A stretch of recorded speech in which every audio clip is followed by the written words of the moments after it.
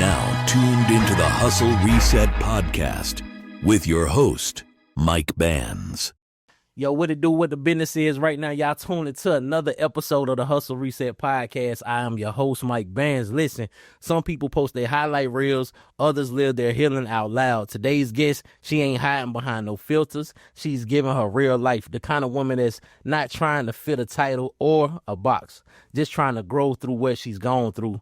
She's learning to turn abandonment into alignment and pain into purpose, one rep, one reset at a time. Ladies and gentlemen, today's reset guest is Mrs. Angelina Rivera. That was perfect. All right, cool. Hello. Yeah, how you feeling today? I'm feeling good. I'm That's feeling what's really good. I'm feeling rejuvenated, motivated. I always try to start each day as if it's just like a reset. Right, for sure. We get another shot. Yeah, you definitely do. Every day is a reset. Every single morning is a reset. That's how I live my life. Whatever you did yesterday is in the past. Today is a new day. We got to reset it. New day, new you, baby. That's a fact. Yep. So I want to get into something because you said something powerful, that social media shows people's best sides, but you want to show the raw, the real. What made you decide to stop hiding the pain, and to want to be vulnerable with the people? Absolutely. So what comes to my mind is I don't want my pain to be in vain. So if it can help somebody that, thinks that they're the only ones going through a certain situation, to see someone else going through it too, but to see them overcome it, right? Then I didn't suffer for nothing. That's a fact. Yeah. I like that because a lot of people, they want to just show the good side of what's going on social media. They want to show the cars, the jewelry, the money, the women, the men, or just the good side of things. Do you feel like people are scared to show the in-between, the days that they don't feel strong? Yeah, some people are. A lot of the people that I follow are very vulnerable and are on their healing journey. I think that's really encouraging for me. So I do follow a lot of people that are on that journey. So they do show their suffering. But I think it's more of, it could be a fear, but I think that it could also be them thinking that showing people, their strong moments will encourage people. But I think that it's seeing, also the vulnerable, weak moments. I think that's very inspiring because you're still showing up. Yeah, that's true. Because I done did episodes and I did not feel like getting on camera because I was not only mentally defeated but emotionally defeated. But I still get on and I still talk. And recently, I've been starting to because I'm in therapy now. Good and my therapist, she done seen a few of my episodes. She bro, tell the real deal. Tell what's going on. Yeah. That's when people gonna really fall in love with you because they see you ain't all put together. It may look like you put together, but you gotta let them know sometimes. Well, it's relatable. Exactly. Yeah, if they feel like they can relate to you, then they're more interested. Yeah. So. Yep. Wow. Yeah. So do you feel like being transparent could backfire on you, and if it does, are you prepared to handle it? Do you think that it could bring you closer to your audience? I definitely think that it can bring me closer to my audience, but I am still exploring because I haven't really posted a lot of content yet.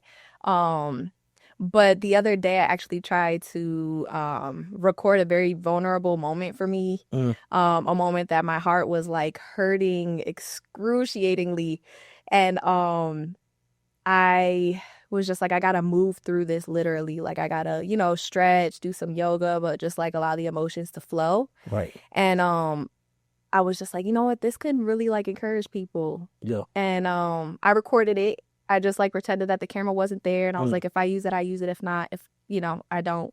But I hit record and I posted it. You know what I mean? I made a reel and I posted it, and a part of me was playing tug of war with myself. Yeah. As far as, do I want the world to see that much of how raw and vulnerable it gets? Right. And I actually did I put it in my archives. I posted it, left it up for a little bit, and then I put it in my archives.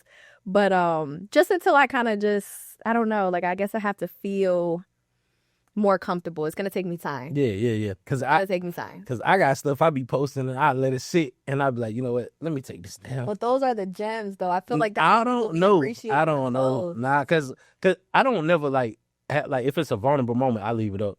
But some of my topics have been getting like really, really deep because I got a segment called Losing My Religion. Not my spirituality, but my religion. Right. And some of the stuff, my homeboy was like, hey, look, I understand what you're trying to do, but you got a brand and you don't want to scare people off from your brand. So I posted something and then I was like, damn, I think that's too raw. Let me take that now. Sometimes it could be too much for your audience, which brings me to, because I see like sometimes people be like, well, why did they post it? Are they posting this for attention or are they really trying to put a message out? So like, how can people like differentiate? I hate that word because I can't never pronounce it. You Like, pronounce it right. You good. Yeah, like attention versus like the message. I think that as long as you're being your authentic self, you're gonna attract the right audience. Right. Especially like during different seasons of your life. You may lose some and you may win some. Right. But I feel like the right audience in the right season is gonna appreciate what you're bringing to the table. And I also have like kind of discouraged myself from asking for advice from other people. I appreciate it, and I always like, if I'm not asking for it, don't give it to me. But I feel like showing up as my authentic self is what's most important. And I don't think that there's anything that's like too scary or too vulnerable. I feel like people will appreciate you for it. And the more they get to know you, the more connected they feel with you. Yeah. So what's something that you've been healing from that like most people wouldn't expect that you've been healing from? I don't know. There's like so much. Because I feel like I've had this awakening, and in a short amount of time, I've been trying to accomplish so much emotionally, as far as like doing the shadow work and healing and stuff like that. But I would say, what shadow work? Yeah. It's like really digging deep inside of you to see what it is that you're holding on to that might have happened to you like in your childhood or your earlier years, and how it's affecting you in your life today. Like you'll notice certain triggers and stuff like that. Yeah. People will like treat you a certain way, or they'll say something, or they'll do something, and you're like, oh, whoa, like that really, really made me feel some type of way, and it'll really affect like the days moving forward. So those are the moments that you have to kind of like sit with and figure out where it came from. Your first memory of either shame or guilt or betrayal or what's the word? Abandonment, things like that. So it always starts from somewhere and it leaves a mark. And if you don't go back to those parts of your life, sometimes they just like run you. Thanks. I can agree with that. Yeah. We're going to speak on that, but I want you to answer the question because I kind of interrupted you while you were in the middle of answering the question, because when you said something about shadow work, I wanted to know what that meant. Right. But let's go back to what's something that you've been healing from that people wouldn't expect. Okay, so I would say abandoning myself. People, I think, would be surprised to hear that because I do show up confident. I am such a light, and my life kind of just like reflects. It looks like I got it all together. It looks like I'm good. Yeah. You know what I mean? But really, I'm battling just abandoning myself in certain relationships and stuff. That was the next thing. Yeah, you kind of there you go. Yeah, we flowed right into it. Yeah, that's crazy. Yeah. Yeah. So, because I've been suffering with kind of the same thing. Yeah. People see me on camera and stuff. Oh, he look like he got it all together and blah, blah, blah. I'm suffering with like who do though? Like what? Right? Yeah, that's what I'm like. Somebody told me, they were like, "Yeah, I feel like you're like portraying a lifestyle that you're like." Not, I'm like, "Oh no, like no. Everything that you see is real. Like everything you see is real. I'm being super authentic anytime I turn these cameras on because I don't want to like mislead anybody or anything like that. That's why I'm comfortable saying, "Hey." I think you do a great job. I've seen a couple of your videos, and I think you do a really good job at that. So yeah, I appreciate it. I appreciate it. Yeah. So with the abandonment thing, like you say you've abandoned yourself.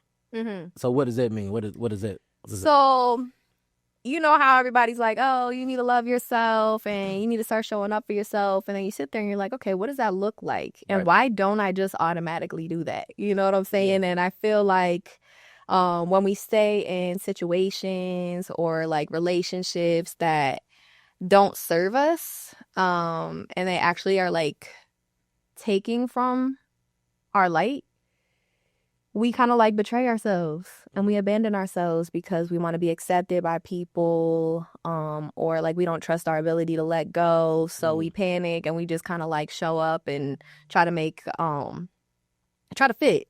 Right. You know, we try to fit, and you do that over and over again. It's like we're not our own friend anymore. Like, how could you do me like that? You know? So I feel like I've abandoned myself in a lot of situations, just trying to avoid letting certain situations or people fall off when it's time for them to fall off. So yeah, that was well put. mm-hmm.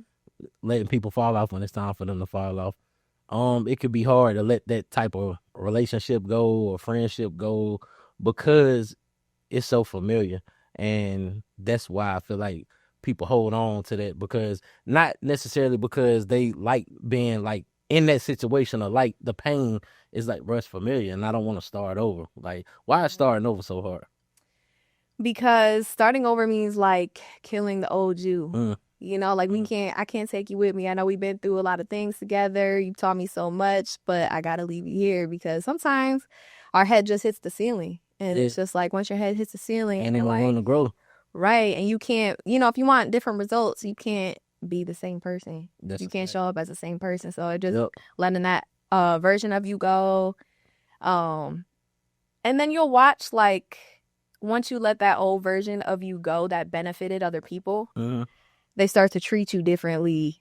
And that's when it's like, oh, okay, it's time. You know what I mean? Because this version of me doesn't serve the situation anymore. And it's hard. It's hard. And I would say the hard part is the love. Like, I don't think the love goes away, but I feel like the second I feel like I have to choose between me and a certain situation, then it's time. Yeah. If I can't show up as like my healthy, you know, like if I can't show up or like reach my fullest potential in the relationship or the situation, then it's time for me to go. Yeah, I think I need to hide my notes because I think you like glancing over here because my next question is about love. It's like I don't even know how you know.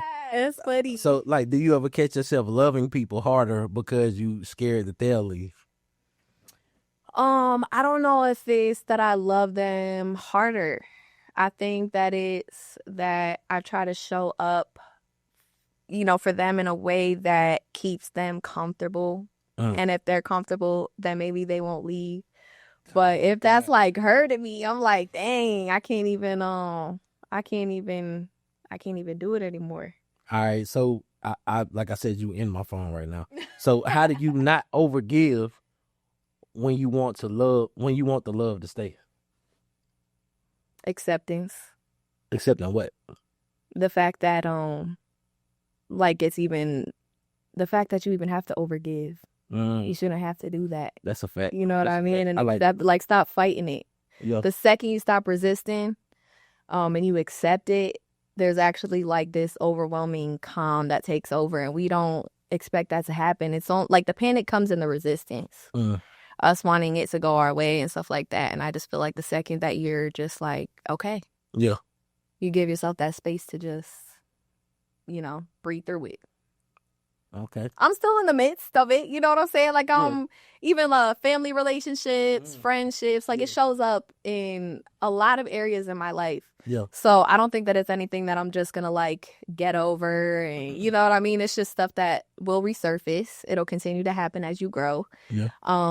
But you don't die if you let go.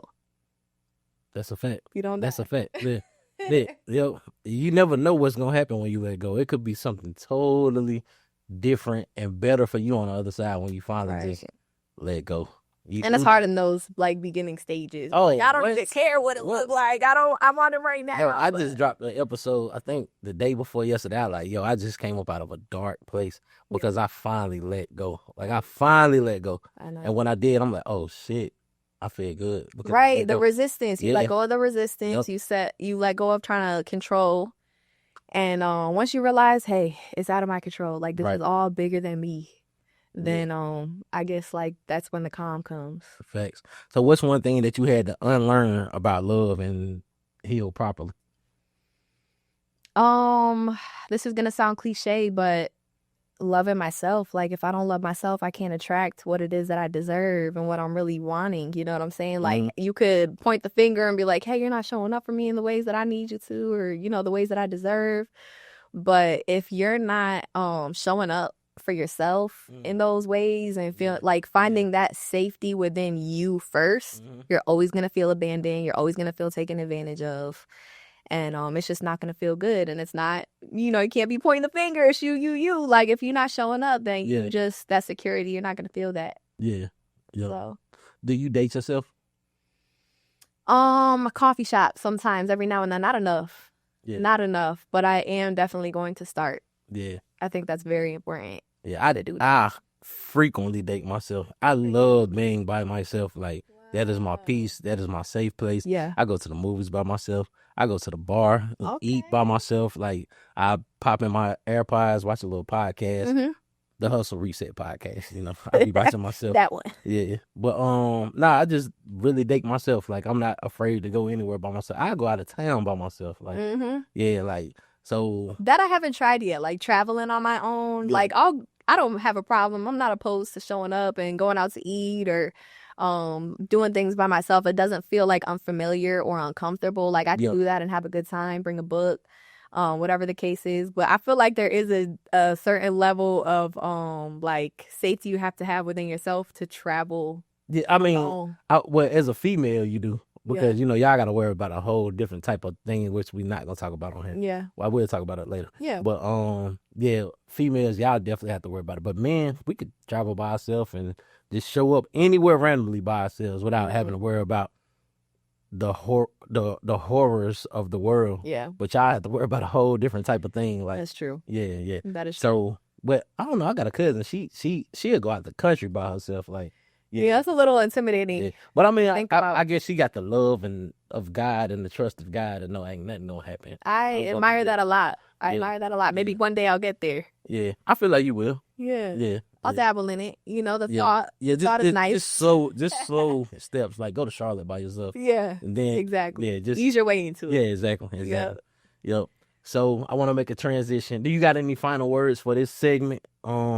Dealing with abandonment issues and just kind of resetting your love for yourself. Do you got any final words? Yeah, I would say the most important thing to remember is that we do have all that we need already inside of us. No matter how how much we like to think differently, it's not true. It's all in there. We just got to tap into it. Yeah, and it's crazy that you say that because, I'm a firm believer. Anything that you want or asking God for, it's already inside you. Mm-hmm. Like, God gave you everything that you need. People spend so much time on their knees that they forget to live on their feet. Mm-hmm. God gave you everything that you need inside, but it's a lot of distractions to keep you from realizing, hey, the spark is within me. And they try to make you look for everything outside of yourself because once you realize that everything is within, you cannot be controlled. Like, it's you really gotta. There's an adjustment. Yeah. Good adjustment. And that's I'm on an awakening journey as well. Good for you. Because I'm like, okay, it's in me. Exactly. Whatever you want to do, it starts inside of you. And it comes with that trust too. Yeah, you gotta trust yourself. Yeah, you got to. Yeah. And a lot of people don't trust themselves. That's because they don't do what they say they're gonna do. Right. They exactly. continue to abandon themselves. Right. And it's just like, dang girl, how could I trust you? Right. Look at what you've done to me. Yeah. So this is crazy because how can we trust somebody else when you don't even trust yourself? You got to be okay with the outcome. Like, if this person betrays me or this doesn't go the way that I wanted to, it's okay. I tried it. I put my best foot forward, but I still got me at the end of the day. So, there's no really fear on the other side of it. Yeah. If you can say that and be secure in that. Yeah, but a lot of people not secure in that because a lot of people don't trust themselves. I see a lot of people second guess themselves all the time. I do it still. Yeah. But absolutely. But if you second guessing yourself, you can't put your trust or trust somebody else if you can't trust yourself. The first person you should be able to trust is yourself. Mm-hmm. Don't second guess nothing that you about to do. Just do that shit. Oh, yeah. If that's what you really want to do. Oh, yeah. Don't worry about the crowd. Don't worry about the comments, nothing. Just do it. Exactly. And surprisingly, it will surprise you that I should have been doing this a long time ago. People miss out on so many opportunities in life and so much time in life second guessing themselves. Yeah. And I struggle with it too. But now I just be like, you know what? Fuck it, I'm about to do this. I'm just starting on that journey. And that's it. Being on this podcast right now is one of them things. Like, I don't know what this is going to look like. I ain't never do this before, but I want to see what it looks like. So I feel like energy is definitely real. Mm-hmm. Like, Oh, yeah. I mean, everything's a vibration, even if you don't think so. Like, you drop a pebble in the water, you see the ripple effect. If you were able to see like a bird's chirp is a vibration, everything is. So I mean, there's science behind it, but you can feel it. Yeah, for sure. And I felt like, I ain't gonna lie, because me and you had never met at all. I seen you commenting on my stuff. I was like, is this a bot? Like, this ain't a real person. Why? Because you was commenting, you was saying like some real stuff, and I was like, okay, let me look. And I was scrolling through your picture. I'm like, this is not a real person. This is not a real person. But then we started conversing and stuff like that. Then you're like, oh, okay, she real. Yeah. Then when you follow me on IG, and I seen your IG, I like, oh, okay, this is a real person. And then I started seeing like your journey that you was on. I like, yeah, she got to come on. She got to come on the podcast. I appreciate it. I really do. And I felt like this was like one of them things I was going to attract because I saw what you was doing too. And I was like, oh, wow. Like, it started with an idea. He planted a seed, and now look what the heck he got going on. So, and you were like local. So I was like, wow, this is really cool. I want to get to know him. And it's also like when you're stepping into this person that you want to become, you also have to like surround yourself with people that have not like all the same interests, but like like-minded people, right? Or people that are doing better than you. You know what I mean? Or doing the things that you see yourself doing in the future, or I don't know, like people that believe in themselves. So like you were just one of them people where I was like, wow, he's really creative. He's doing what, he want to do. And that's really inspiring. So it's almost like you kind of want to pick their brain a little bit. Right. And, see where they're at with it. So that was how I felt about it. And that's how I got into this, because I seen somebody who's my mentor. Now he doesn't. Well, now he knows, because I paid him $200 just for a consultation call with him, because he inspired me so much. Like just how you seen me, like the guy, he inspired me so much. When I seen him, I was like, damn, bro, he this is me. Like, this is me. So he live out in Vegas, and Vegas is where that's where I'm gonna end up at. Okay. I love Vegas. You ever been to Vegas? Nah. I love it. But anyway, I seen his content, and it inspired me so much, because I'm like, this is who I am. Right. And so I paid him $200 just for a consultation call. And we was talking about me starting my podcast and stuff. He like, bro, just do it, bro. Just do it. He was like, don't worry about nothing fancy or nothing like that. Like, you can use a camera phone. But I'm like, nigga, please. I'm not using no camera phone. Because I seen his production set up, and I was just like, yeah, this is how. But I don't want people to think, oh, you got to have production set up and all of that. Right. But you get there. You climb the ladder if that's yeah, what for you sure, do. for sure. Yeah. You figure it out. Yeah, but just seeing him motivated me. And now I'm doing it frequently, and people are attracted to the content because I'm being my authentic self. And that's why I feel like it's gonna come with you whenever you do jump out there and do. You're gonna attract. Say that. Yeah. You're gonna attract so much, because you attracted me. Because I seen what you. I just seen the little stuff that you were posting, and I was like, oh yeah. Let's kickstart this. Yeah, I feel like I isolate myself a lot, and sometimes it's just like you don't realize the power in what you don't share. Right. And I'm like, I gotta start sharing, because I started impressing myself. I'm like, wow, I might actually have this figured out a little bit. Yeah, you know what I'm saying? Sure. So I'm telling you, when I seen what you were posting, like it like resonated so much with me. I was like, I have to, like, like for sure. And I was telling my homeboy, because he deep into the Bible. Well, he was until we had our little conversation. But he was like so deep into the Bible, like just deep in the Bible. And I was just like, listen, bro. Ain't nothing wrong with the Bible. It's a lot of good stuff in the Bible, bro. But everything that you're reading are people's experiences that they have with God and stuff like that. I said, don't get so stuck on the Bible to where you're not creating your own experience. Right. And when you create your experience, you got to put it out there to the world. Let them know what your experience is. Because I said, if you die today, what is the world going to know about you? All of those people who you reading about, they dead. So, you know everything about them. So that's why I got my podcast. Because if I die today, all my footage gonna live on. Absolutely. So this is my Bible that I'm creating. The story of Mike Bandz. Wow. I'm creating it right now. I'm creating my story, my experiences with God, because God told me to do certain things. So this is my personal experience, my walk of faith with God. And you on your same thing. Yep, absolutely. Yeah, we creating our story. Yeah, yep. That's beautiful. Yep. All right, so let's switch gears, because we gotta get into fitness, because I see you working out a lot on your page and stuff like that. I'm 1 year next month on my fitness journey. We're doing it longer than me then, because I just started. Oh, Lord. I know, you wouldn't even think so. No, because when I seen, I was like, oh, okay, yeah. I seen the stuff that you was doing. And the only reason why I look like I know what I'm doing, I know I look like I know what I'm doing is because I hired a personal trainer because I Yeah. have no idea what I'm doing. Yeah. That's how I started though. I started off with not necessarily a personal trainer, but I say they were trainers. Like friends or something. When they are trainers, they had their own gym, but I was with them before they started their gym up. I started out with them like a few years before they started their gym up, and I learned the workouts that they did. They didn't know, but they would write it out on the board. I'll take a little picture, still they workouts and stuff. But then I really got serious about it last year because I had a little scare, a health scare, and I got serious about it. I weighed like 302 pounds. That'll do it. Yeah. That'll do it. Chest hurting, couldn't bend over the top of my shoe, nothing like. And I really, really, really got serious about it. I was on diabetic medicine, high blood pressure medicine. Wow. So you're like, what is going on? Yeah. And the biggest thing for me was something wasn't working the way it was supposed to be working. Yeah. Because of my weight. Gotcha. But since I ain't gonna TMI. I got you. But since I came out, because I weigh 222 now. From 302 to 222. Okay, wow. Yeah, because that was the scare. Yeah. Like, I'm too young for this shit. Right. And my doctor told me, like, it's the stuff that you put inside of your body. Yep. Anything you put inside stays in there, and it's gonna like reflect other things. So I really got serious about it. Like some days I slack off. We all human, we slack off and stuff like that. We do what we can. Yeah. So I just told you what got me on my fitness journey. What got you on yours? I remember days where it was just like I wanted to be my best self so bad, but I almost felt like the extra weight on my body was like an accumulation of like my pain and my mistakes, and it almost was like I need it off of me. Right. Like I wanted to come off of me. Like I just want to step into like someone else. So it was almost like I didn't feel like I wanted to be in my own skin anymore.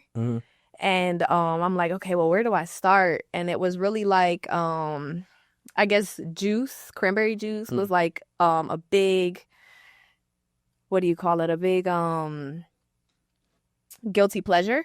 And there's so much sugar, and just like I would drink like a half gallon a day. Just to, like, I heard cranberry juice is good for you though. Well, I mean, I don't like the pure form, like all that sugar that they put in like ocean spray and stuff like that. That's like, my back would break out. Like you'll see it come trying to make its way out, like the stuff that shouldn't be in there. So I would notice my skin would start breaking out and stuff like that. So that, and then just like the snacks and the cereal, and I'm just like, okay, these things I shouldn't be doing. You shouldn't be eating before you go to bed and all that stuff. And it's just like, okay, well, what if like I just sat in the pain? Because I feel like when I have those urges to like snack or drink juice, I'm avoiding something.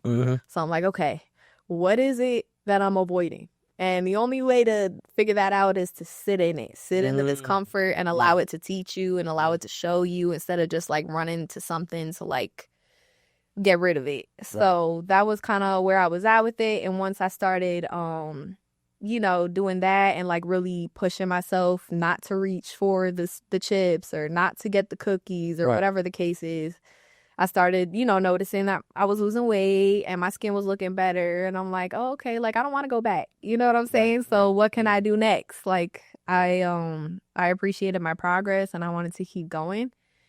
And I enjoy like that, like being proud of myself. So I was like, okay. And it wasn't like it just happened. Like there were months where I would just like fall back into it and stuff like that. But it just becomes like a lifestyle. Like once you get comfortable and you stay consistent, it's cool. And even like the working out, you don't gotta go crazy. I started out like last year, I wasn't lifting weights. I wasn't doing anything like that. I was just going on walks, 30-minute walks a day.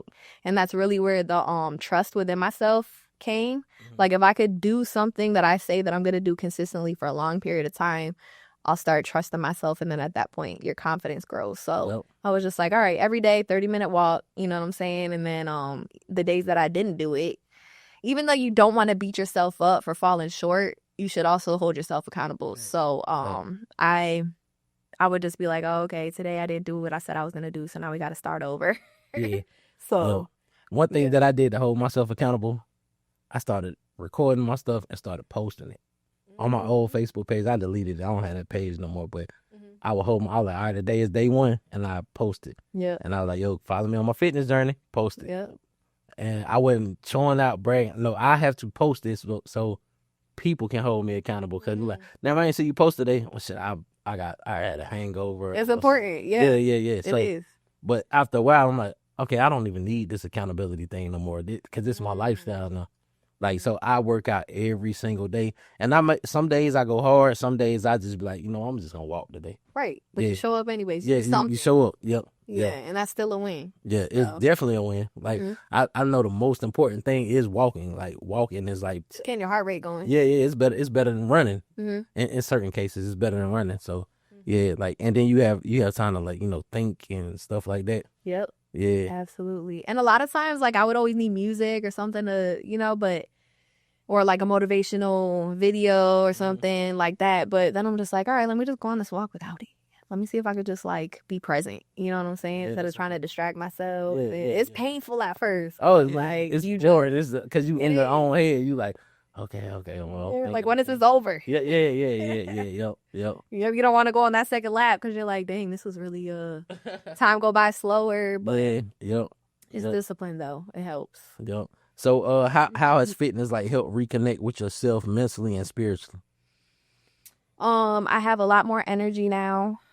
But really my battle with depression.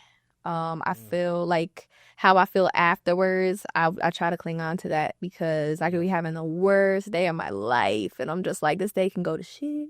Yeah. Or I could go to the gym and I could turn it around. You know what I'm saying? So it really pulled me out of my funks.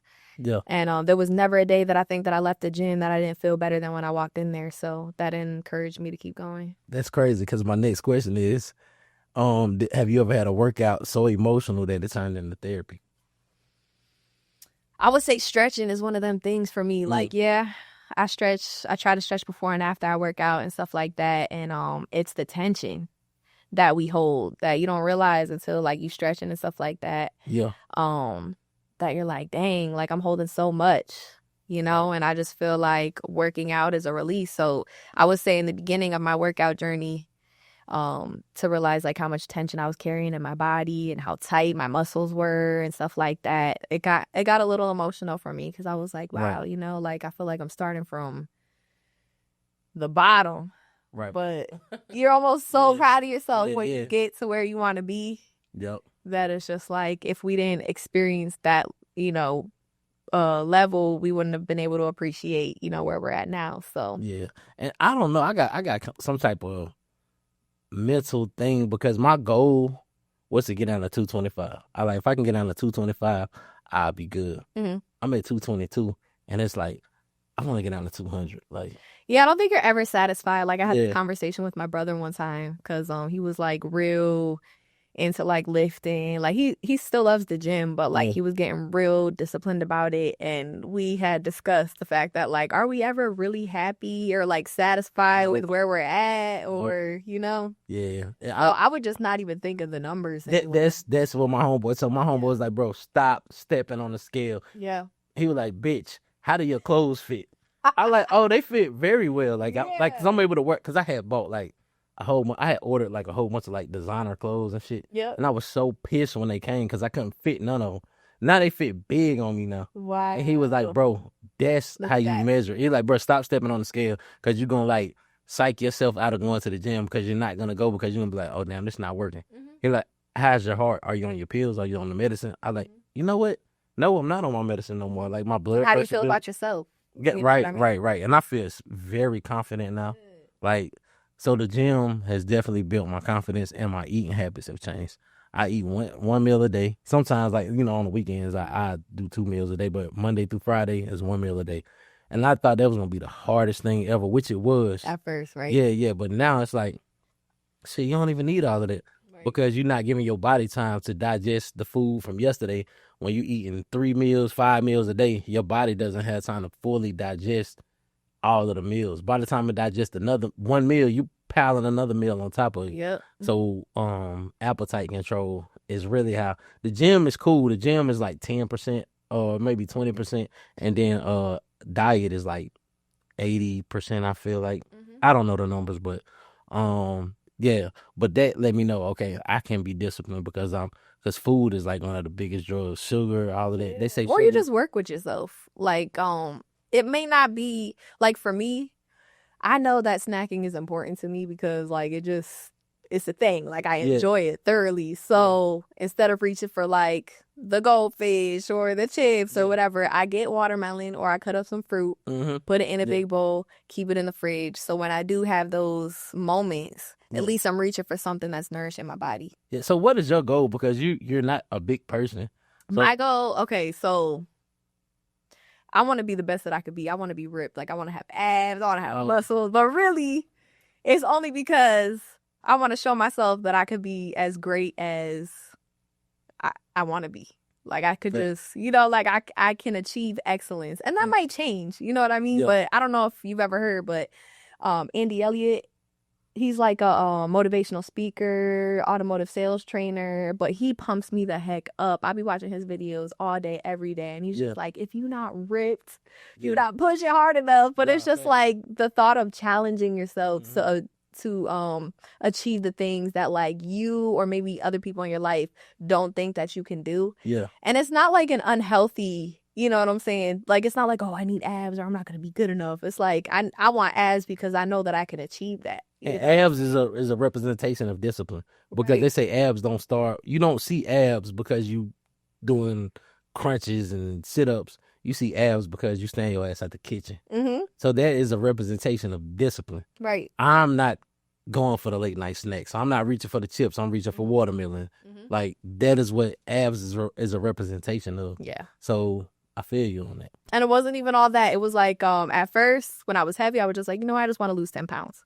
Then I lost the 10 pounds. I'm just like, oh, okay, you know, I want to fit a size 2 pair of jeans because it looks, you know, I think it looks best on me. Yeah. And at that point, I'm just like, oh, okay. So once my body was like, okay, I am the weight that I can appreciate. Right. Now I'm like, okay, what can I work on next? Like, how can I challenge myself? So it wasn't like from the beginning, I'm like, this is the person I want to look like. It was just micro goals. Yeah. I had a person I wanted to look like a strict. Oh, yeah? It's this dude named Mike Rashid that I follow. And that shit inspired me so much because he's like a big time bodybuilder. He was a boxer. He sells his own supplements and stuff like that. Yeah. And I had downloaded his app. That was my rhythm, my trainer for real. I downloaded his app and stuff like that. And I was like, this the look that I want. He weighed 225. If I can get down to 225, this is the look.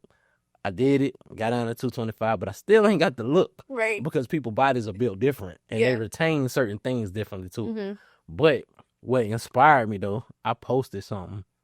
It got like 2.4 million views on it. Dang. He commented on my post. Oh, he did? I was like, oh, he see me. That motivated me even more. That's so fire. Yeah, it motivated me. It does. Yeah. I was like, okay, so people are really seeing me. And somebody who I look up to seeing me, I was like, okay, let me lock in on this. But so I definitely had a specific body type that I was looking for. But it's like everybody's body not built the same, so you got to kind of lock in a little bit more if you want to get that rip look. And everybody's like metabolism and all that stuff is different too. So they height different, all of that. Like I didn't factor that in. Like if I get down to 225, no nigga, you're 5'8". You need to get on 175. You want that look. So yeah. That's cool. Yeah, even Andy Elliott, like the people that he looked up to and stuff, he's running conferences with them now. Right, yeah. So, that's like, it encourages me to just be able to do anything. Like, I could do anything that I want to do. Yeah, everything starts in your mind. These cameras that we talking on, these microphones we talking on, even the streets that we drive on, it started in somebody's head, and then they put it out there into the atmosphere. And now we doing all of this. Everything starts in your mind. Internet. Everything. Your phones, like travel. Everything. Planes, all of that. That's why they was like, I ain't gonna get into the religion thing. I was about to get into some religion. I'm not about to do that. We'll say that for another time. Whatever you want to do. Fuck it, let's get into it. All right. Because I was talking to somebody, and I was telling them, because I'm a firm believer that if you want to call it Jesus, whatever name you want to give the person in the book, I was just saying that he wasn't the first son of God. He was just the person that realized, he was the first person to realize that he was a child of God, and we are all children of God. And his message was, anything that you want to do, you can do it. Y'all see me performing miracles and things like that. Y'all can do the same thing, because I got the same spark inside of you that I got inside of me, and I'm here to show you that. Right. So people was like, well, he raised people from the dead and blah, blah, blah. And I'm like, well, shit, doctors bring people back to life all the time. Mm-hmm. Yeah. Oh, he walked on water. That was just like a consciousness that he was doing. But don't ships float on water? Like we serve, because he said greater things, the things that I do, you shall perform greater. Mm-hmm. And we done enhanced everything that he did. Oh, yeah. Yeah, any and everything that he did, we've enhanced it. But people Absolutely. are so, they dumb themselves down to think like, oh, no, I can't do this. Man, we can literally FaceTime somebody and see them from another end of the phone. Mm-hmm. Like, Let's not forget dial-up, y'all. Right, yeah, dial-up. Like, We yeah, couldn't dial-up phone internet. and Yeah. internet at the same time. Yeah. People couldn't call when we was online. Like, Yeah. So we're doing greater things. Mhm. Like, so that, but people will argue me down like, no, you wrong, bro. So are you downplaying yourself right now? well, I would give them a little grace. Sometimes we don't downplay. Like, sometimes people aren't raised. Like, maybe their parents didn't, like, think that they could do certain things, or maybe they didn't believe in themselves. And, Yeah. you know what I'm saying? So, like, sometimes they don't have the exposure to that type of mindset. You know what I mean? Yeah, So facts. that's Yeah. why I think it's so cool that we have YouTube and things like that, because we have more access to whatever it is that we want. You know what I'm saying? So we have content that we can just, like, absorb when Yeah. not everybody had that. But yeah, I wouldn't say that it's like a conscious decision that everybody makes. I think that's a lot of people don't know better, and that's why we do what we do, right? Yeah, facts. That's a fact. Yeah. But now that we know better, we can do better. And it's 100% up to you to do better, because you have YouTube, you have TikTok, you have Instagram. You see people getting on camera telling you, bro, you could do this. Mm-hmm. And why you can do it? Because you see me doing it. You see people doing it. So why do you feel like you can't do it? Jesus was just a human being just like you. Yep. So why do you feel like you can't do what he did? We all came from the same source of energy. Mm-hmm. Yeah. We are a unique expression of him. Exactly. So Exactly. I feel you. I agree. Yep. I agree. I don't want to stay too deep on this, because I could go for hours talking about this type. Yeah, we can always get into it another time. Yeah, for sure. But I do want to move on to love, roles, and modern relationships. Is that all right? Can we transition to that? That's fine. Okay. Cool. All right. So I am, I guess, fairly newly single. I've been single for probably like four months now. Okay. Yeah. Are you in a relationship? Are you single? If you want us to mind our business, No, it's all good. So as of right now, I am single. Okay, cool. Mm-hmm. Kind of newly single. Okay. All right. So, all right. Here's one thing that it always spark a debate when I ask these questions. Mm-hmm. Do you think a woman should go 50-50 with a man, or do you think a man should pay 100%? Oh, man. So I think that everybody's situation is going to be different. For me personally, I want to give space for the man to be a man. Because some men, like, I feel like the right person for me personally is going to want me to need them. Because a lot of women are just like, oh, I want to have my own this.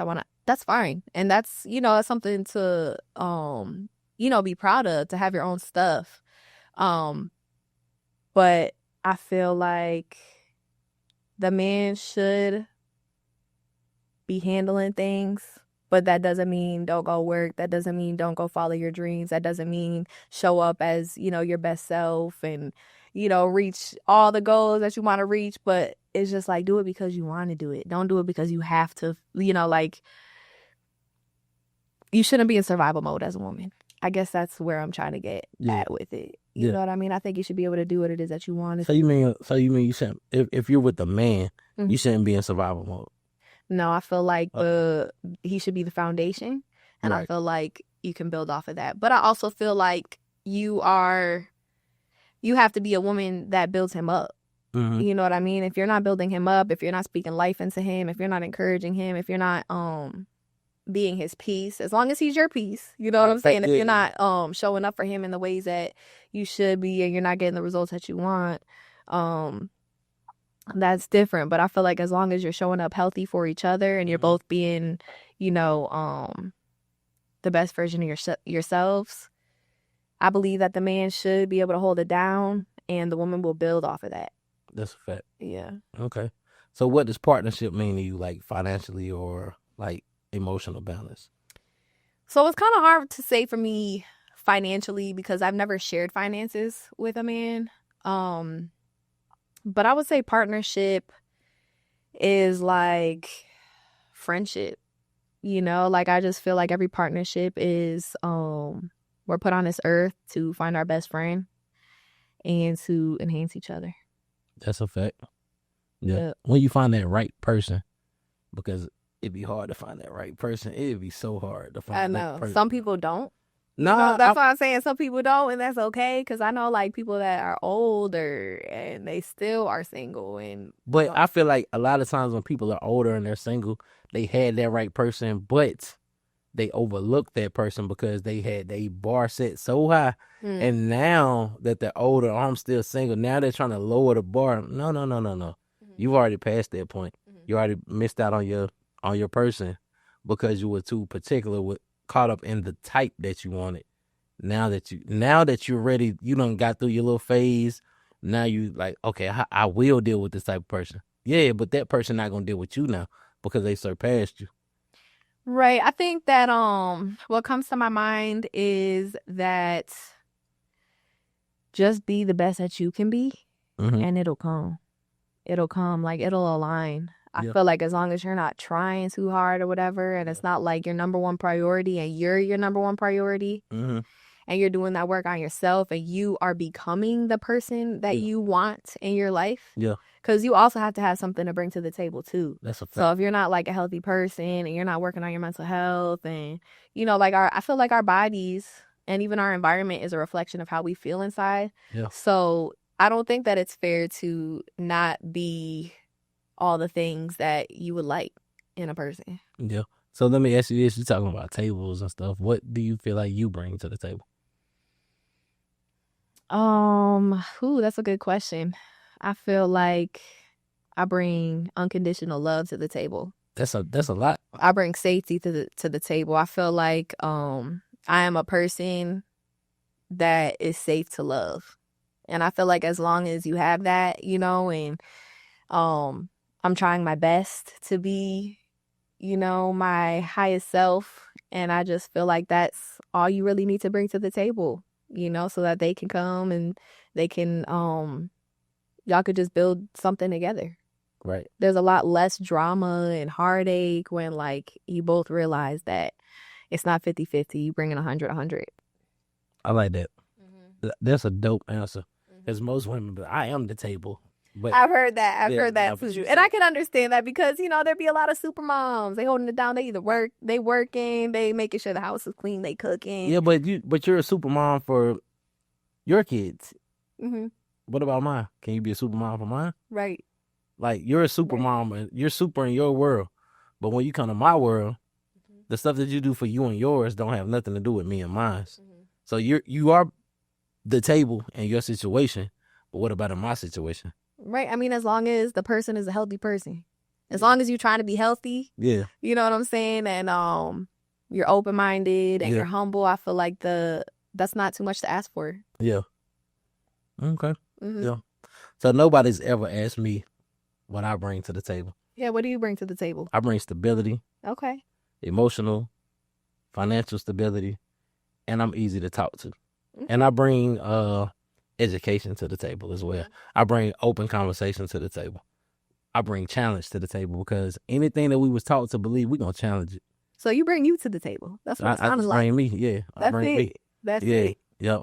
And I bring vulnerability to the table too. That's important. On both ends. I want you to be vulnerable. I'm going to make it I bring comfortability too because I want you to be comfortable around me. I want you to be able to confide in me. Yeah. Exactly. And I want to be able to do the same thing. Yeah. Like, this is what I bring to the table. I am a table myself. So if you are a table, let's put these tables together and let's eat on this table. Yes. Yeah. I love that. All right. Absolutely. So would you rather have a man who's rich in money but poor in effort, or one who's broke but pouring into you emotionally? Damn, they got to be broke, or can they be making it? Oh God. Broke. You don't gotta be rich. But you gotta have something. Right, but you gotta bring something. And I feel like if you broke, something's going on. I mean, yeah, Something's he going could have on. just lost his job or something. Right. But I financially. feel like if they broke, something's going on.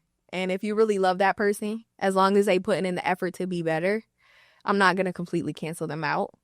But I want to see you have some type of stability for yourself before you take on, another person. Yeah, but I wouldn't say that they would have to absolutely be rich or, you know what I'm saying? You got to be able to take care of yourself before you can think about. Right, because I mean, there's plenty of men that have tried to like pursue me that have it all together. They have the money, the cars, and I have been like put in that position where I'm just like, what is more important to me, the money or being able to feel safe with somebody or feeling understood or relatable or like, am I getting what I feel like I deserve out of it? Because I've never really been materialistic. It's always like, how do you make me feel? That's a fact. That's a fact. I'm doing the episode probably tomorrow, but I already got it planned out and stuff. It's about like beautiful women and men who have a lot of money, the two and two.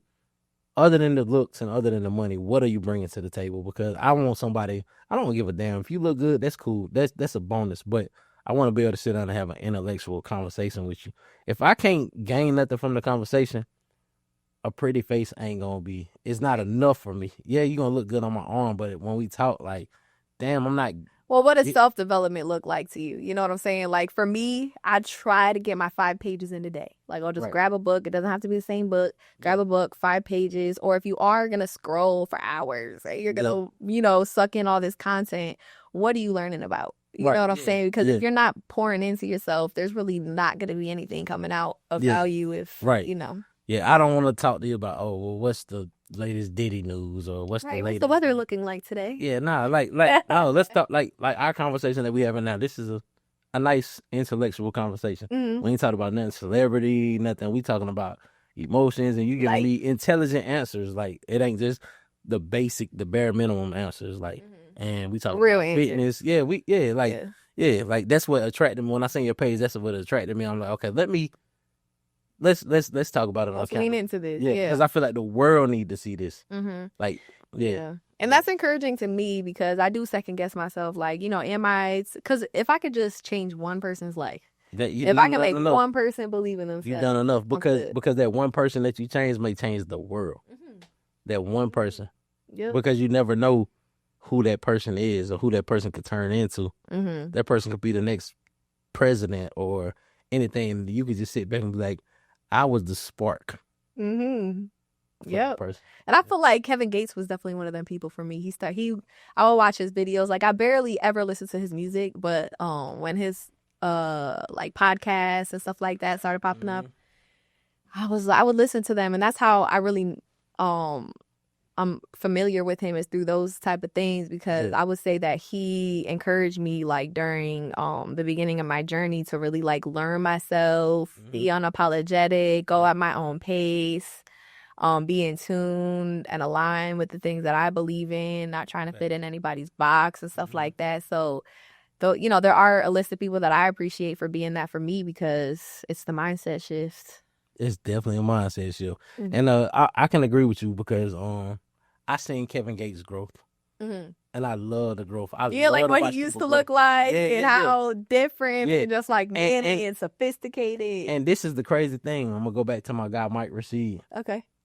They've done stuff together. They've done workouts together. He take Mike Rashid supplements, everything. And so I'm like, okay, I know I'm walking in the right path, because the dude that I'm looking up to, this is the same guy that Kevin Gates is looking up to, and he taking his supplements, he doing his workout regimens, everything. And like, I'm like, okay, I know I'm on the right path now. Mm-hmm. Like, yeah, so yeah, I definitely admire Kevin Gates because I see his growth. I definitely see his growth. Mm-hmm. Yo, all right, so we're gonna switch gears a little bit. I want to go into Would You Rather.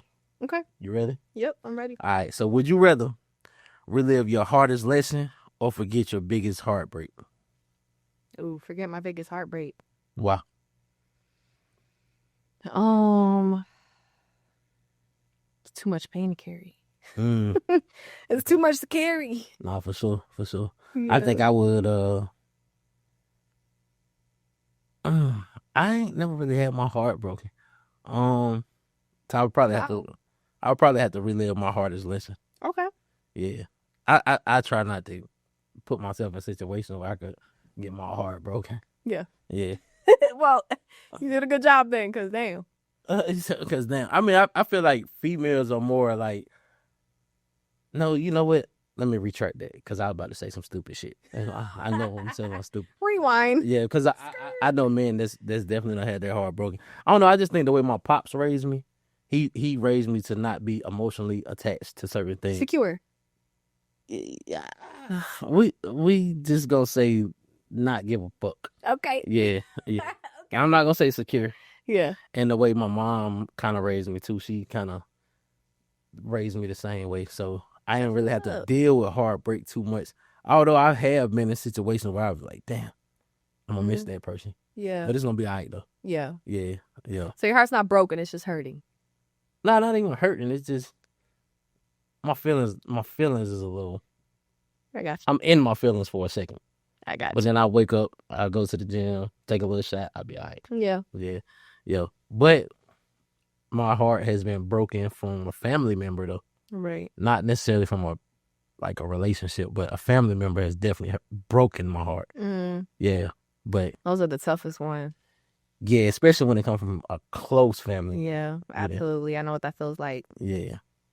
But this particular family member who I'm speaking of, they broke my heart a long time ago as a child, and I allowed them to come back into my life to redo it again. But they broke my heart so well, a woman would never be able to break my heart because, yeah.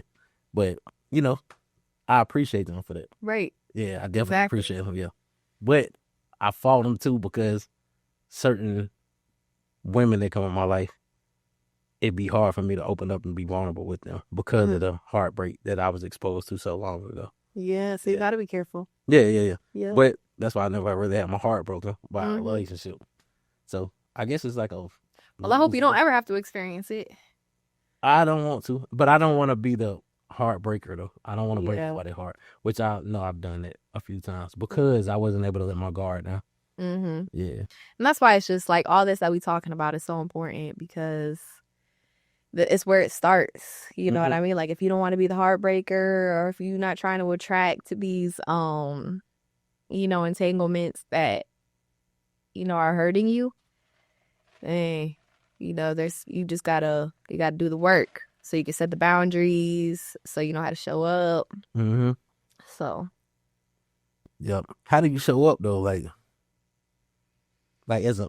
Well, you just be you, but like as long as your goal is to be the healthiest person that you can be mentally, physically, spiritually, you showing up as your authentic self, and I feel like people benefit from that. You can't really lose. Yeah, facts. And that's one thing that I pride myself on now.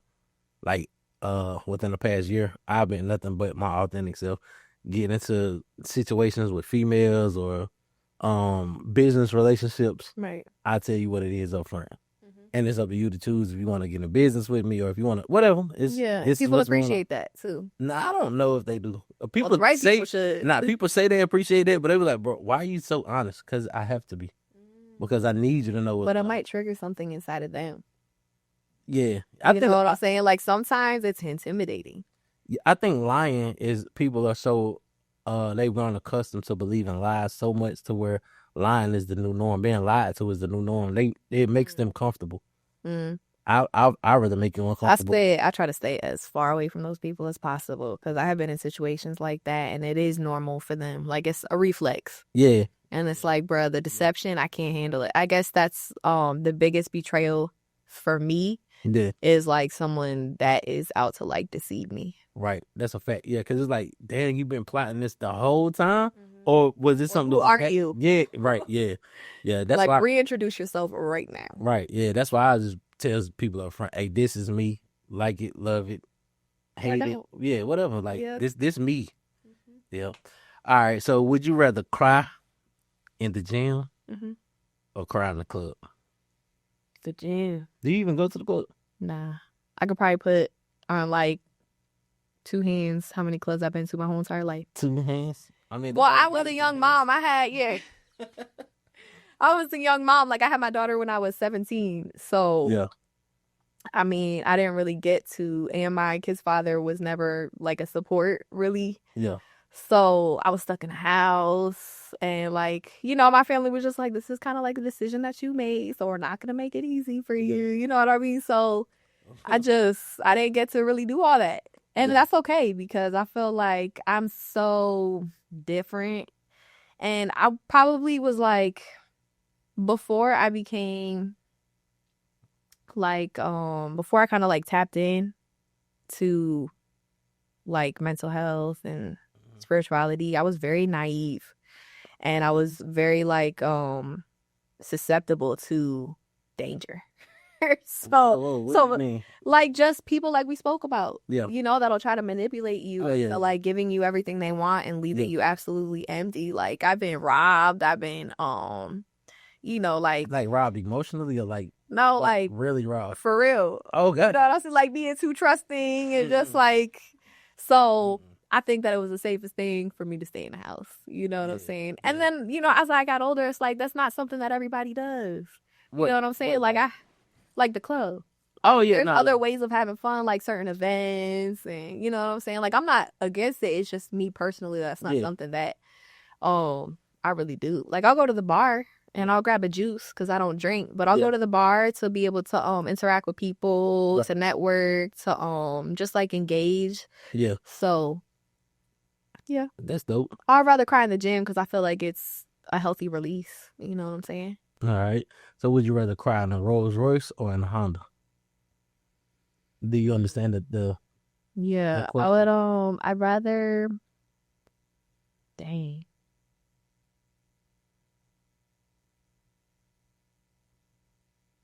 I don't have nothing against crying.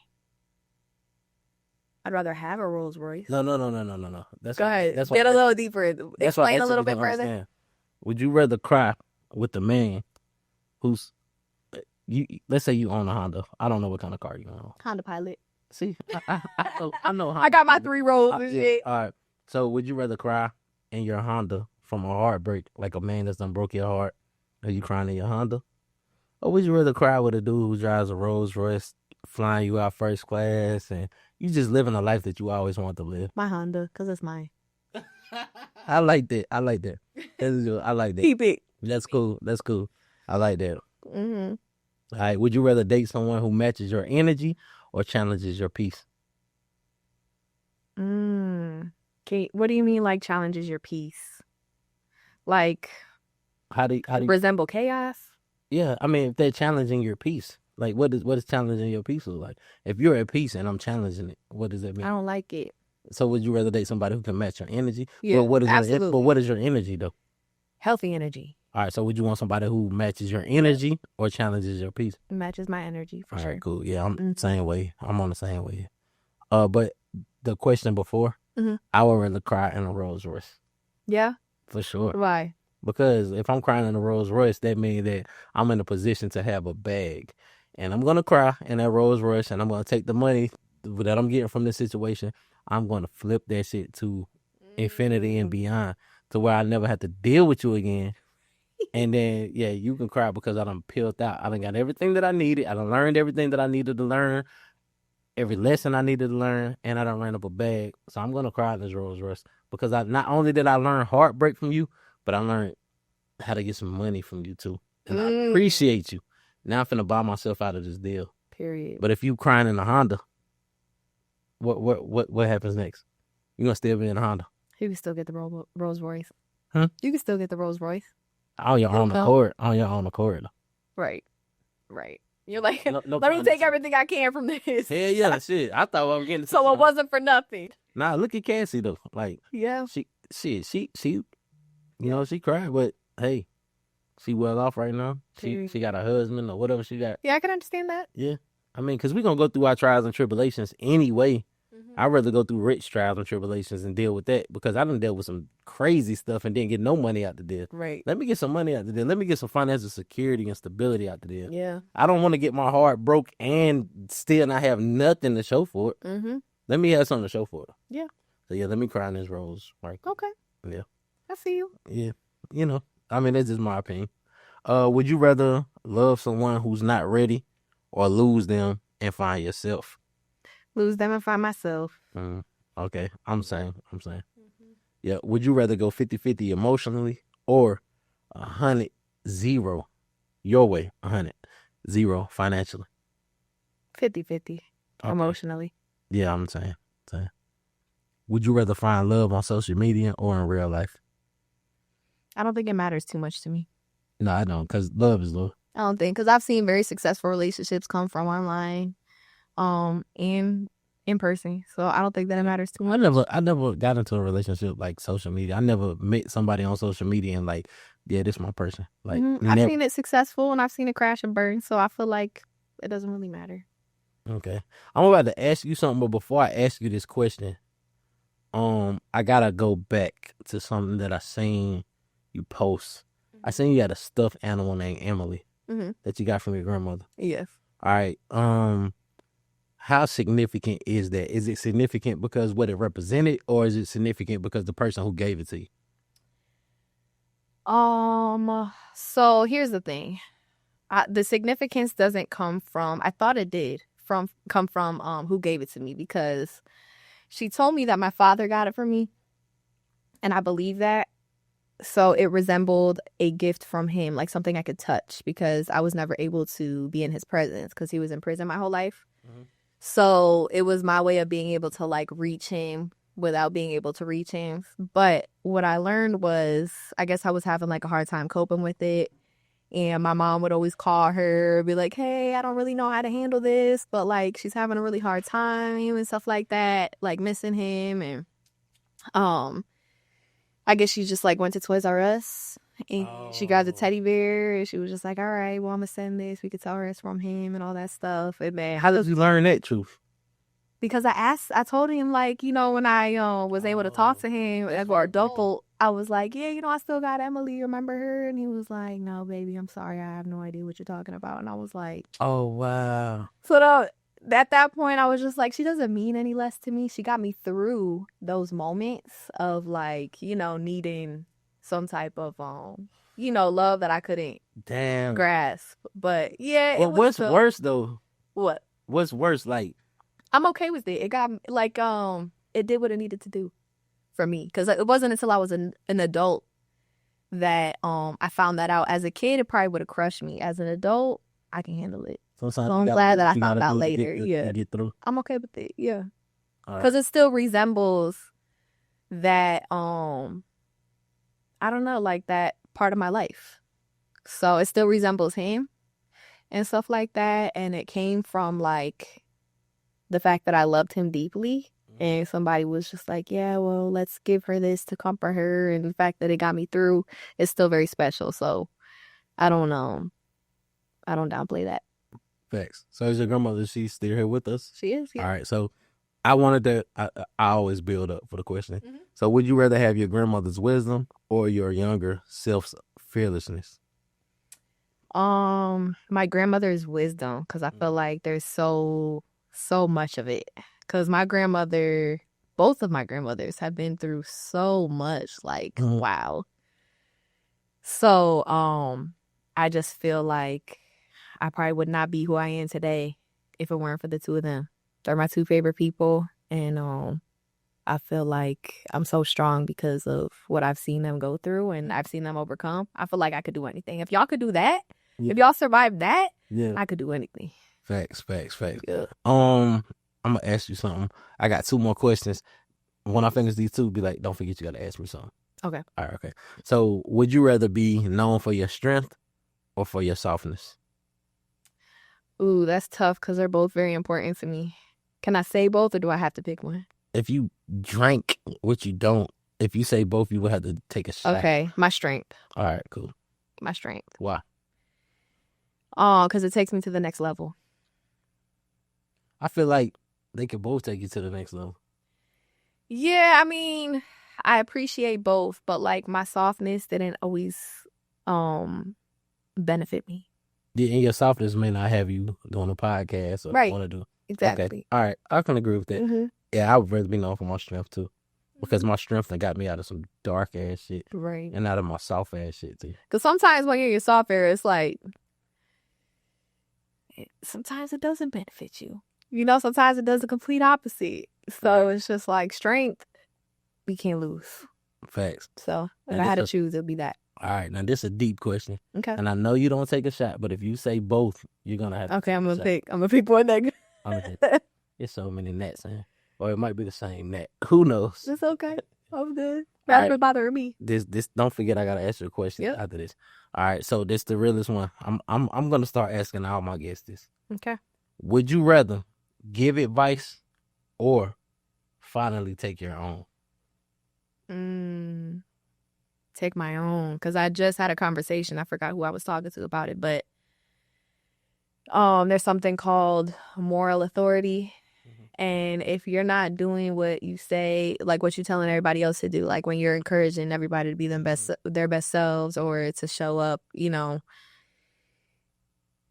if you're not doing it, you're not credible. That's a fact. You're really not holding no weight. Yeah, you're not a fraud. doing what you say. Yeah. That's why anytime I turn these cameras on, I try to do my best to be the 100% authentic me.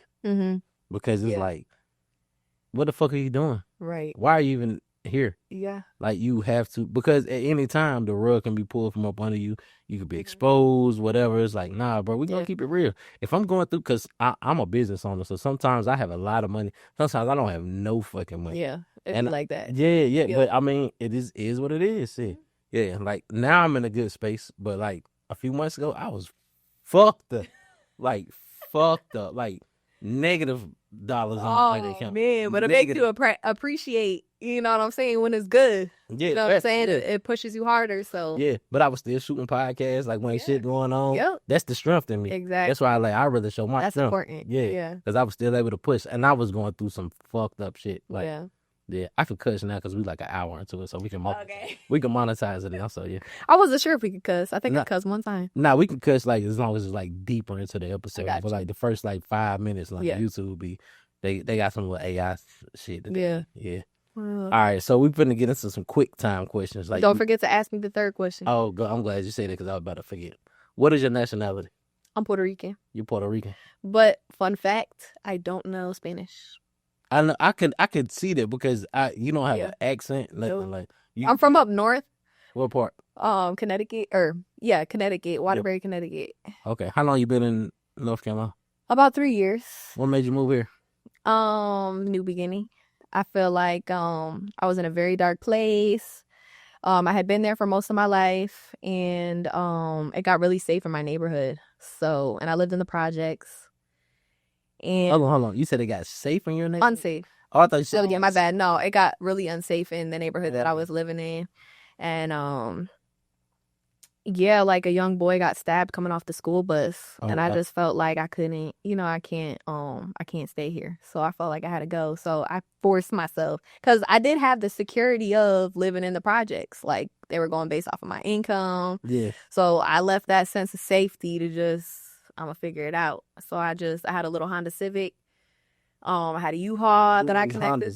Yeah, no, right. I'm always Team Honda. That's one thing you'll know about Puerto Ricans. Most of them are Team Honda. Nah, for sure. Yeah, I just packed. No, most women are Team Honda or Team Hyundai. Okay. Yeah. Yep. So I packed all my stuff up and or what I could fit in the little U-Haul, and I left. I was just like, my grandmother's here. Oh, I was going to say, what? Yeah, my grandmother's here. So she's always wanting me to shout out to your grandma. Yeah, shout out to grandma, because she's looking forward to watching this. So. Yeah, cool. Yeah, sorry for cussing, grandma. I didn't mean it. I'm sorry. She cusses too. It's okay. Oh, okay. We lit then. We lit. All right. So we finna get into no. I had one more question. What is your sign? I'm a Taurus. You're a Taurus. What month is it? May 15th. May 15th. Okay, cool. All right. I don't dabble too far into that. You know, I used to. I used to experiment, but I don't know. I feel like I'm me. Yeah, but you should. Astrology is very, very, very important. I'm gonna explain it to you. I don't want to do it on camera. It's all good because it's really, really deep. It's on some spiritual type. So what do you know about Tauruses? Like, what's something that you... Oh, I don't know nothing about a Taurus okay. at all. It's like that. I've never even looked into that. I'm a Virgo. So you know more about it than me. What? Like just the fact that signs are a very important spiritual... Yeah, because it's the representation of like what Jesus, if that's the name that you want to call him, like, because Jesus had 12 disciples. There's 12 zodiac signs. There's 12 months of the year. See, I didn't know none of that. Okay. Yeah, What happened to it? Yeah, I'll tell you off camera because I don't want to let the cat out the bag because that's on an episode of Losing My Religion. Gotcha. Yeah, I don't want to do it just yet because I don't know when I'm going to drop that episode. Okay. But yeah, we'll talk about it. Mm-hmm. So we're going to get into the quick time questions. You got to answer these like super fast. Okay. You don't drink, so you're going to have to like take a shot of water or something. Okay. All right. This is funny. She going to have to take a shot of water. All right. All right. So I'm going to give you 5 seconds to answer these questions. And if not, okay, you got to take a shot of water. Okay. All right. One word that describes you right now. Real. Okay. What is your favorite quote that keeps you grounded? Take a shot of when you love what you have all you need.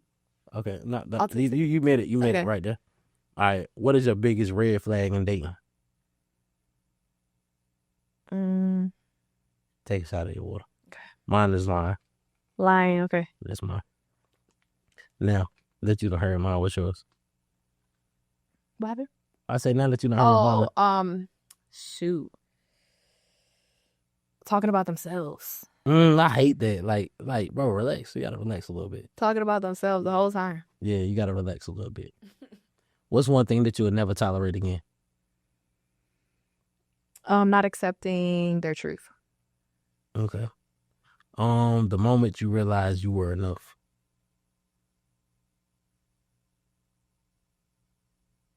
You can take a shot of water. I don't know when exactly that happened. Morning motivation song. Dang. I don't really... You can take a shot of water. God, I'm You're so... going to be very hydrated by the time we finish. Right. Mm-hmm. My morning motivation song is by this dude. His name Liquid Cash. It's called Love the Life. Well, it's called The Life. Okay. That's my mentor. He do podcasts and nice. stuff like that. Yeah, that's my dog. Like my dog. Like he live in Vegas. That's the one I paid the $200 to. Like yeah. But he got a song called The Life, and it just motivates me. I listen to it when I work out. I put it on repeat. Like More Money, More Problems. That's yours? Yeah, it hypes me up every time. Yeah. I don't know why. Ever since I was a kid, it gives me life. I'm 32. 32? Mm-hmm. I was little, but when I hear that shit, what year? Like 93. Yeah, Biggie died 2 years out. No, 3 years after that. Mm-hmm. No, 4 years. He died in 97, so yeah. Yeah, I'm not sure if I started like before or after he died, but I remember being a kid and just like, because my mom was, 15, 16 when she had me, so like, they was kids, and I was listening to what they was listening to. But, yeah. I definitely love More Money, More Problem. Who's your favorite artist? Oh, man. Rap artist. Rap artist? Yeah. I would say Kevin Gates. He be hyping me up. That's what's up. DMX. He motivates me a lot. DMX is straight too. I really because he's so spiritual. Well, right. Was anyway. Yeah. And you could feel it. Yeah, you could. Every word. Yeah. So. Yep. Mental health check 1 to 10. How's your peace today? I would say 6. 6. Mm-hmm. I'm at a 10 today. Good for you. Okay. Yeah, I'm at a 10 today. That's what's up. Yeah. All right. The best thing you've learned from pain. It's inevitable. I like that. Mm-hmm. It is inevitable. Mm-hmm. I like that word. I use that word all the time. Inevitable. Yep, you can't run from it. Nah, it's inevitable. Yep. Finish this sentence. Healing taught me. Healing taught me peace. Fact. Yeah. Yeah, me too. I can agree with that. What's next for Angelina Rivera? Did I say her last name right? Yep. All right. What's next? I'm not sure, but that's the beautiful part. I can't wait to see what it looks like, but I'm getting into sales because really I just want to get out the rat race. Right. So I feel like that commission is going to be, you know, something that brings me financial freedom. What? I want my body to be bodying. I want, you know, like, Yeah. I want to own my own home. I want to be somebody that my kids could be proud of. I want to be happy. Right. So yeah, like, I don't know exactly what that's going to look like, but I'm here for it though. That's what's up. Yep. I was your first podcast. Amazing. It was so, it flowed. I was myself. I'm very comfortable. Yes. So I really appreciate you for having me on, because I appreciate it's been an you coming. experience. Yeah, I appreciate I'm you happy. coming on. Yeah, so you said that you want to, like, potentially get into this space podcasting and stuff like that. Mhm. What would the name of your podcast be? Or have you even thought that deep? Ooh. I haven't thought about that. Do you know what it would, like, be about? Like, what your topics would be? Yeah, I would say, like, it would definitely be motivational. Mm-hmm. It would definitely also revolve around healing and overcoming, like, certain limitations, like limiting beliefs that we have around it. So yeah. Okay. Motivation, healing, and just personal growth. So would you bring guests on, or do you think it'd be something like one-offs where I'll bring guests on for sure. Yeah. Would you be opposed to, like, just doing, like, certain episodes by yourself? Mm-hmm. No, I wouldn't be opposed to it. Oh, okay. Mm-hmm. All right. Well, I love it. what could we be expecting on your first episode? Oh man, like, if we want to do God, I gotta get into it for real, because now I'm pumped. Sundays work for me, so we could, you know what I'm saying? Like, Okay. I could put something together at some point, but I gotta learn.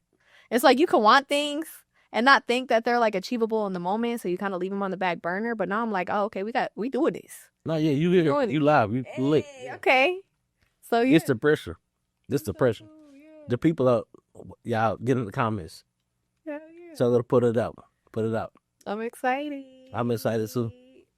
Hey, this is another episode of the Hustle Reset Podcast, and I have my beautiful, beautiful, beautiful guest. Tell me your name. Angelina Rivera. Where can they find you at? So my Instagram is Angelina_Marie_XO, and my Facebook is Angelina Rivera. All right, and she's gonna be having a real soon YouTube channel that y'all can follow. We're gonna be pumping that too. All right. This is another episode of Hustle Reset Podcast. I'm your host, Mike Bandz. I appreciate y'all. We out.